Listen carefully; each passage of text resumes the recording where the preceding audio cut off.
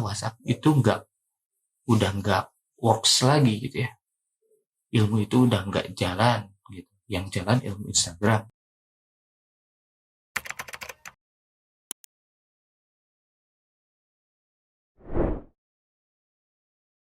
Bismillahirrahmanirrahim. Oke, kemarin saya bertanya kepada teman-teman yang ada di grup, bagaimana sikap teman-teman jika teman-teman mendapatkan ilmu yang bertentangan dengan keadaan teman-teman saat ini? Kalau teman-teman bingung pertanyaan ini kayak gimana, kemarin itu saya kasih contoh, anggap aja saat ini tuh teman-teman sedang bekerja di bank. Tiba-tiba teman-teman baru tahu nih, ternyata ada ilmu bahwa riba itu haram. Dan ternyata bank menerapkan sistem riba. Nah, apa sikap teman-teman? Nah, saya pun memberikan pilihan jawaban. Yang pertama, jawabannya adalah menerimanya dan apa alasannya. Yang kedua, menolaknya dan apa alasannya. Yang ketiga, mempertimbangkannya dan bagaimana teman-teman itu bisa menerima ilmu tersebut atau bagaimana teman-teman bisa menolak ilmu tersebut. Kemarin banyak sekali yang menjawab mempertimbangkannya. Nah, ini sebenarnya pilihan yang sangat ideal. Sebelum saya masuk ke pilihan tersebut, saya akan bahas satu-satu tentang pilihan dari yang paling awal. Pilihan yang pertama adalah jika teman-teman selalu menerima ilmu baru dari yang teman-teman pelajari dan ilmu-ilmu itu gak sedikit yang bertentangan dengan kehidupan teman-teman, maka bisa jadi teman-teman akan menjadi orang yang labil. Kenapa? Karena teman-teman akan selalu menerima ilmu baru, tapi teman-teman melupakan ilmu-ilmu lama dan tidak mempedulikan kondisi teman-teman saat itu. Bisa jadi ini juga kurang bagus, karena yang pertama, kalau teman-teman langsung menerima ilmu itu, anggap ya kayak tadi contohnya, teman-teman kerja di bank, terus teman-teman tahu ada ilmu riba itu haram, terus teman-teman langsung keluar. Ketika teman-teman langsung keluar, teman-teman misalnya mendapatkan pekerjaan asuransi misalnya. Terus teman-teman dapat lagi tuh ilmu, oh asuransi juga nggak boleh. Teman-teman keluar lagi. Terus begitu sampai akhirnya teman-teman capek sendiri. Nah, ini kurang bagus juga. Oke, sekarang saya bahas ke pilihan kedua. Kalau teman-teman langsung menolaknya, ini juga kurang bagus. Kenapa? Karena bisa jadi teman-teman belajar itu bukan karena ingin tahu, mencari tahu hukum yang sesungguhnya terhadap hal-hal yang teman-teman sudah lakukan. Bisa jadi teman-teman itu hanya mencari pembenaran demi pembenaran, supaya teman-teman lebih nyaman lagi berada di posisi teman-teman. Contoh, masih pakai contoh yang sama ya. Ketika teman-teman kerja di bank, terus tahu riba itu haram, teman-teman langsung menolaknya. Enggak. Ya, ilmu ini bukan yang saya cari ya. Ini artinya gurunya ya belum ngerti kondisi saya. Akhirnya dia cari lagi sampai dia nemu ada yang bilang, oke, riba itu haram misalnya. Tapi kalau dalam keadaan darurat nggak apa-apa. Nah, di situ teman-teman, ini baru saya nih. Ilmu ini yang saya mau gitu ya. Jadi ketika ada ilmu-ilmu yang bertolak dengan teman-teman, teman-teman langsung menolaknya. Ini kurang bagus karena ini tidak akan membuat teman-teman bertumbuh. Ini akan membuat teman-teman stagnan di situ-situ aja. Ilmu-ilmu yang teman-teman dapatkan tidak akan membuat teman-teman menjadi lebih baik karena teman-teman menganggap diri teman-teman sudah baik, bahkan sudah menjadi yang terbaik ya. Naudzubillah. Jadi teman-teman, pilihan yang pertama dan yang kedua itu kurang baik. Pilihan mana yang cukup baik, yang sangat baik? Menurut saya pilihan yang terbaik adalah pilihan yang ketiga, yaitu mempertimbangkannya. Tapi di sini saya ingin menggarisbawahi pertimbangannya yang seperti apa sih yang harus teman-teman terima, dan pertimbangannya yang seperti apa sih yang harus teman-teman tolak.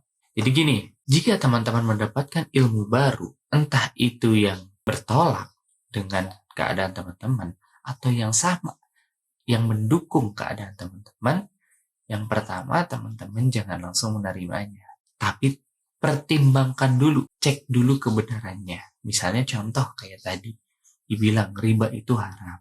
Oke, ya teman-teman nggak langsung nolak nih, tapi nggak langsung terima juga. Oke, kita cari tahu dulu, benar nggak riba itu haram?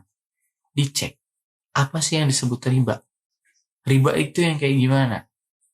Ya, misalnya teman-teman keterbatasan ilmu teman-teman bilang, enggak kok, di bank nggak ada yang namanya riba, adanya yang namanya bunga misalnya gitu. Atau adanya yang namanya bagi hasil misalnya gitu.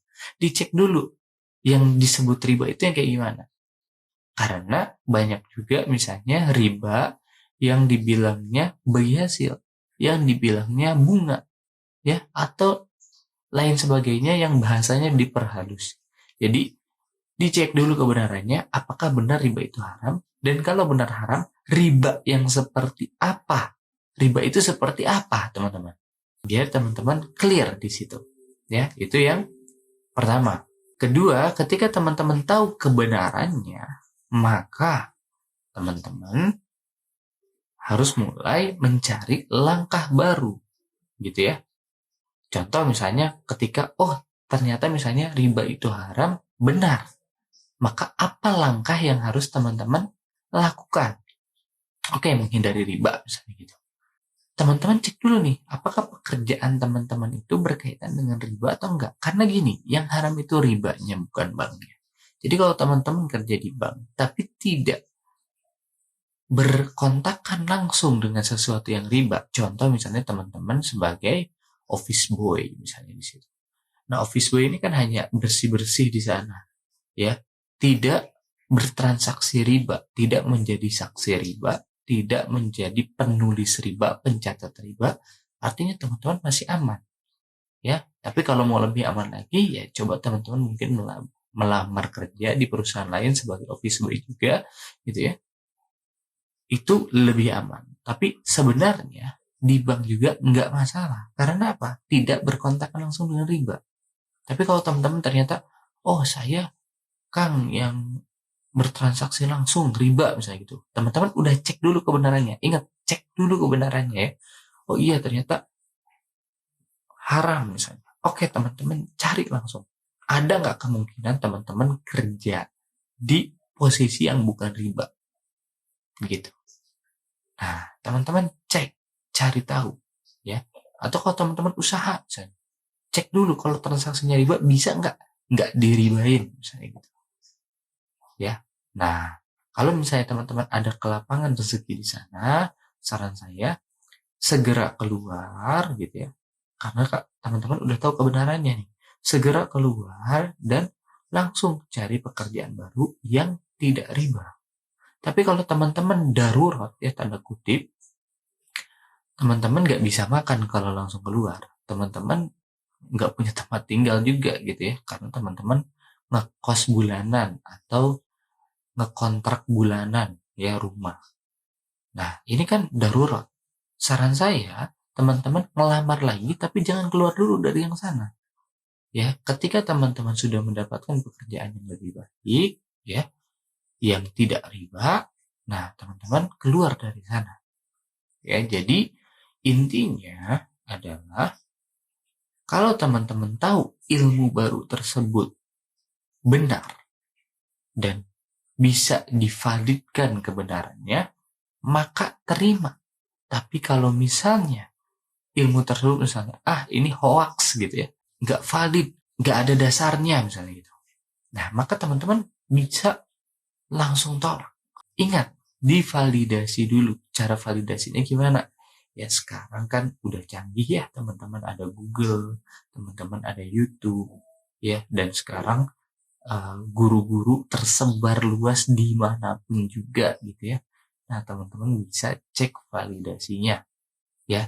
Nah ini kan yang saya kasih contoh ilmunya ilmu agama.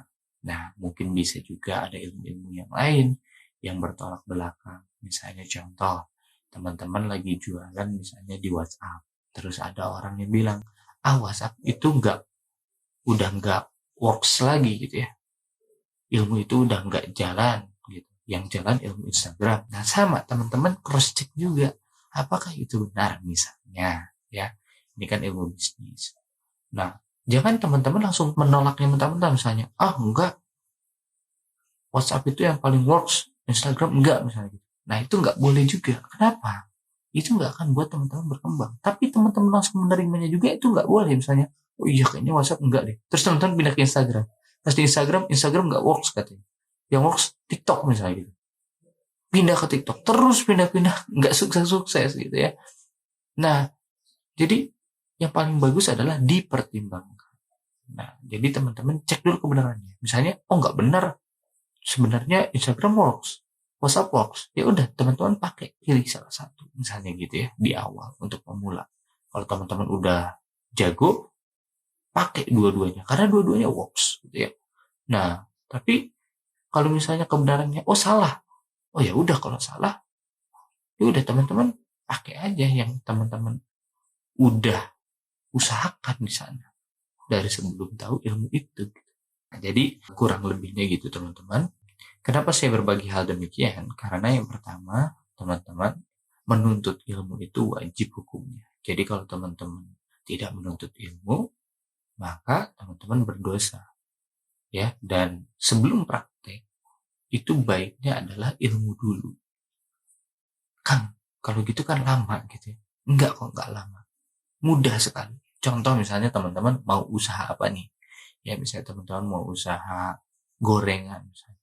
Ya udah teman-teman tinggal ketik di Google hukum usaha gorengan. Di situ nanti keluar. Oh pas dilihat, oh nggak apa-apa nih katanya ya. Dilihat jangan dari satu website, misalnya minimal dari 5 website gitu ya. Oh ternyata nggak apa-apa, aman-aman aja. Ya udah teman-teman lanjut. Tapi kalau misalnya, oh nggak boleh misalnya gitu ya, berarti teman-teman nggak lanjut. Cari yang lain.